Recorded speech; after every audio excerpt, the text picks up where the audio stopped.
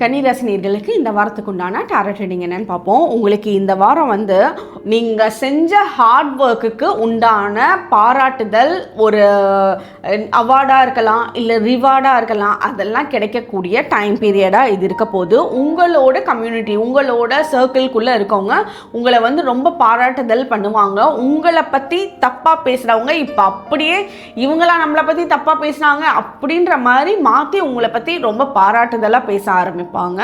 அதனால சிலர்கிட்ட எல்லாமே open up ஆகாமல் இருக்கிறதும் கரெக்டு தான். இப்போ மாற்றி மாற்றி பேசுகிறாங்கன்ட்டு அவங்கக்கிட்ட ரொம்ப ஓப்பன் அப் ஆகாமல் இருங்க. அதுதான் உங்களுக்கு சேஃபாக இருக்குது. உங்களுக்கு இந்த வாரம் நம்பர் 4 ரொம்ப ராசியாக இருக்கும். ஸோ ஏதாவது விஷயம் சூஸ் பண்ணணும்னா நம்பர் 4 நீங்கள் சூஸ் பண்ணுங்கள்.